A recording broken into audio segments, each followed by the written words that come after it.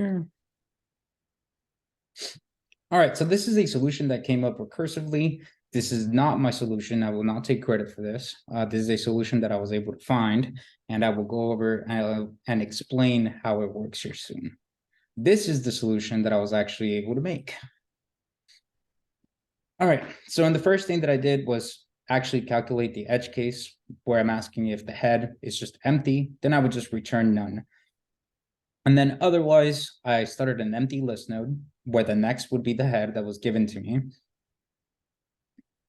I make my current the head and a previous variable the holder. After that, I did a while loop to iterate through my list, and I had this variable called incoming, where I took the next, the whatever's coming as my next list node. And then I have this trigger, which I made false. So then I started this while loop where I'm asking if the trigger is false. All right, someone has some good echoing going on. So if the trigger is false and the incoming still exists, meaning it's not none, then I want to evaluate if the incoming value is greater than the current value. And if it is, then trigger would be true. And regardless whether this is true or false, I still want to reset incoming to be the very next value. So incoming is just one step ahead of whatever my current node is. All right, so after I move that, I come down to trigger. So if trigger was switched to true, then basically I want to take that current node that I'm on, and I want to make sure that it doesn't get added into the previous. So I'm essentially removing it by saying we're going to add current.next instead of adding current. So I'm telling it this is not something good that I want to keep going. So I'm going to ignore it, and I'm going to add the node next to that. And then otherwise, then I just want the previous to still get current. And I continued going on with that. So this works, but the problem with this solution is that although the solution gives me the actual answer, can anybody tell me what my time complexity is for this solution? N squared, I guess. Yeah, it's O of n squared, because I have my original while loop, and then inside of it, I have a secondary while loop. So I'm doing quite a bit of looping when I'm actually iterating through this. And I could even put something in here. Maybe I have a counter. I make that equal to 0. And then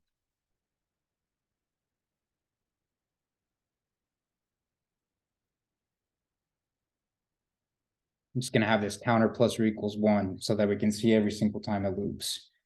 And before I hit this, I'll return the counter. So if I run it, we can see that in just this small list of 5 elements, I had to iterate 11 times to get my answer. And even in this list, where it's even less elements, there's 4, and they're all the same, I still have to iterate 10 times to be able to even provide an answer.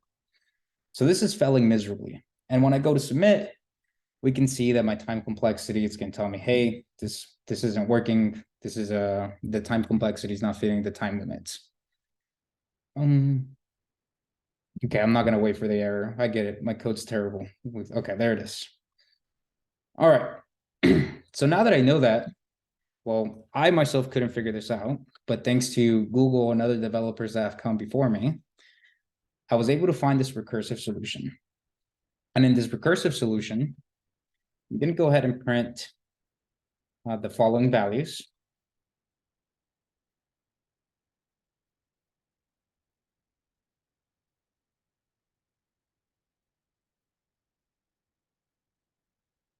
And then I also want to print in here what head looks like, so that we can visualize it. This 7 lines of code actually works. Yes. That's great. And let me run it real quick. Yeah, so we can see that just in this 2 test cases, it ran a lot faster than what my original solution was. So this print statement right here on line 11 is just printed in the list that's being passed recursively. And we can see the list being passed recursively is getting smaller and smaller and smaller, right? But notice here is where the recursion happened. The recursion happens at head.next, and then it asks us to call the same function. And this is where the logic is actually happening. So it moves all the way to 8. When 8 hits none, then it starts kind of working backwards. And now we can see how it works backwards here. So it hits none, right? And that's why this print statement is showing me none. And once it moves to here, I get to 3 and 8. Well, it's asking this if statement, is the value less than head.next? So since it is, it's going to return next instead of returning head. So it returns 8. And then after that, it compares 8 and 13. Well, 13 is obviously greater than that next value, so it returns head instead. And then it compares 13 against 2. And because 13 is greater than 2, it removes 2 and only 13 is returned. And then the next value is 13 and 5. Well, it removes 5 and only 13 is returned, giving us 13 and 8.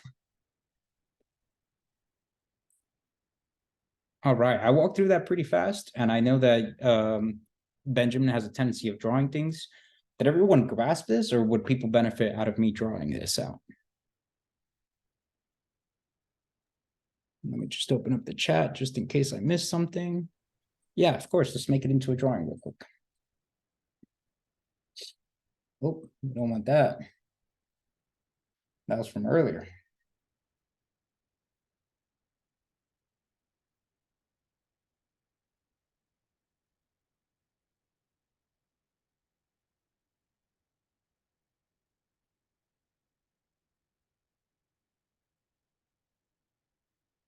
Oh, yeah.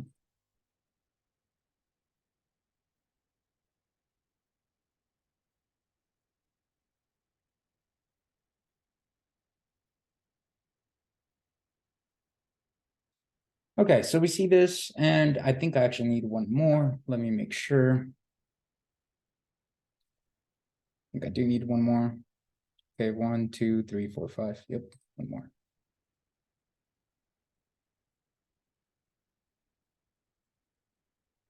Okay, and then let's give these the values. So I believe this is 5, this is 2, this one is 13, and here we have, I believe it was 3, and this one should be 8. Okay. So now let's take a look at our function, and let's actually copy that and bring it over so that we can take a look at the flow here.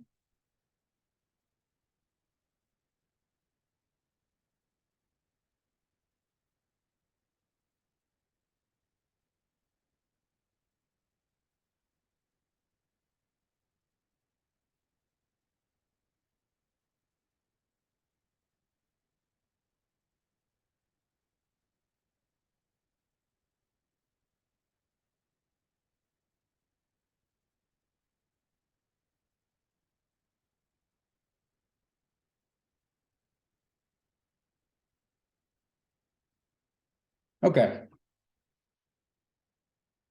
So now we have a function, we have our function, we can visualize it, and we can see what's kind of happening. So again, when it moves on, this head.next is actually being called recursively. And every time this is being called recursively, I'm trying to figure out what it is that I'm going to run in my comparison statement on this line. All right. So because I'm running this recursively, the first line that gets passed in here, well, we can see our list is actually just getting smaller.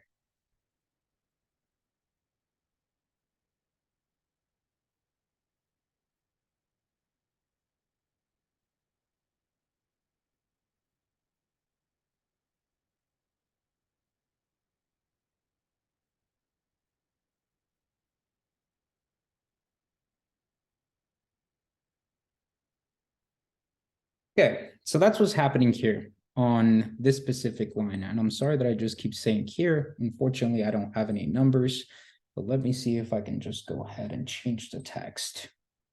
Oh, that's not what I meant to do. Okay, so it seems I'm not able to change the text color specifically, but it's this line that's causing this recursion to happen. All right, so every time this line is being called, which happens before it even gets to this logic. So all of this going down needs to happen before this if statement gets triggered at any point in the recursion.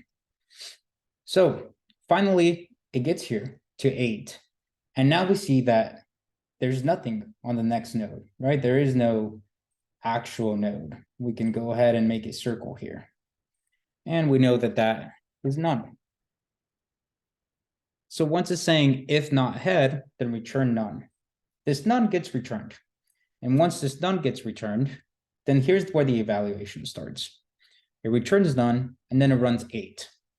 Well, now it says if head.next, which is none. So we already know that that's not a thing. There is no none. So this if statement automatically fails. So it goes to return 8. So it returns, or actually, it's able to survive.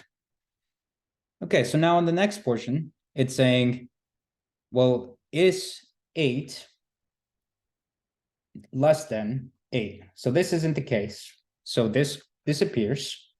And now this gets compared against 3. Well, 3 is actually less than 8. So it also disappears. So now we get rid of 8. Okay, so this is what has been returned thus far. And it actually makes it all the way to 13. And once it makes it to 13 and it does that comparison, well, it knows that 13 is also not less than 8. So 13 is what gets returned. So now this is what we have. So I can erase all of this here. And the very next node that gets compared is 2. And now when 2 gets compared against 13, well, we know it's less than. So instead of returning head, which is 2, it returns 13 and 8. So now we get rid of 2. And after we get rid of 2, the only thing that's remained to actually run any type of comparison against is the 5. And again, when the 5 and the 13 are compared, it knows that 5 is less than 13. So it gets rid of the 5 and only returns the next. And that's how the recursion loop happens. Does that make sense to everyone? Okay, I see one thumbs up, so that's worrying me. How's everyone else doing? Okay. So would it stop at just 2, or would it go on to another higher number? I see it says head val and head next val, but I'm just curious if it would go. Could you say that question one more time? I see it has the 2 values. I noticed in the bottom if statement we've got head and head val and then head next val. Would it continue to keep adding on, or would it only go up to 2 linked? Well, head.val is the current value that we're in, or what's being returned from this recursive sign, right? So in the case of what we were giving, let me see if I could get it back. So this is the original list we were given. Head, the original head value was 5. But because we're calling this recursively, each head at each recursion level turns into the next number. And that's why it gets compared here in between head.val and head.nextVal. Does that make sense? Yeah, that makes sense. Okay. What's the time complexity? Is it still n squared or? Sure. No, actually, this is now just log of n, I believe. Let me Can you put like some kind of counter like at the class level? Yeah, I definitely can. Seems like it's calling itself like every time when it goes to next one. Yeah, I'm trying to see how I could add a counter in there. Yeah, at the class level, just some variable at the class level before the Like def. up here? No, before the definition. Oh, inside of the def? Yeah, outside the def. Just C counter equals 0. And when you're calling, just call it as solution dot counter. I see. So would it be self.counter? No, it's a big ass solution. Yep, it's a class variable now, and a plus 1, not +2, not +1. Thank you. Every time it calls it and just gives back. Yeah, definitely. Let me go ahead and right next to the when would I want to call this? I guess outside of the function? No. Right here, you can return it. Heads. Oh, instead of return head, return counter? You can do it, or you can return head and. Oh. You're saying Yeah, you can do it outside. You're right. Outside. No, let me see, when you I'm call. gonna print it here and see what it does here. We should see it iterating, so. Oh, sorry, I need solution.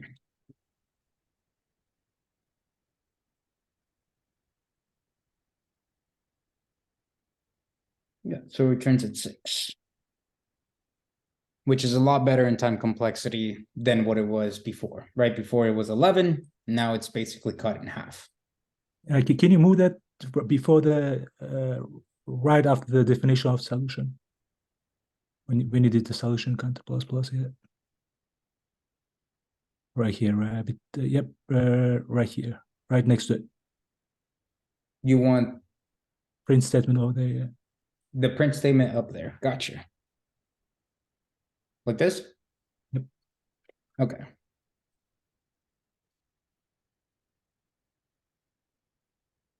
Yeah, still good. Yeah. Yeah, this one still comes out to 11. I'm assuming that's because at no point does it actually get triggered, since they're all the same value. But when we go to submit this, we can see that when we go to submit this, it's actually able to pass the time complexity test. And even though I put a print statement in there and I didn't comment it out, so right now it's doing pretty poorly. Let me take off this print statement. And these extra variables that I really don't need. Okay, now I go to submit it. Now we see that it passes. It beats 46.56%, and it beats 24% in time complexity. So I have no idea what these people are doing up here. Yeah, I'm not even gonna, yeah. But that is essentially how you do this remove nodes with recursion, and that's the way it works. And it looks like somebody Robert posted a walkthrough in the uniform channel. Awesome. Okay, does anyone have any questions over this?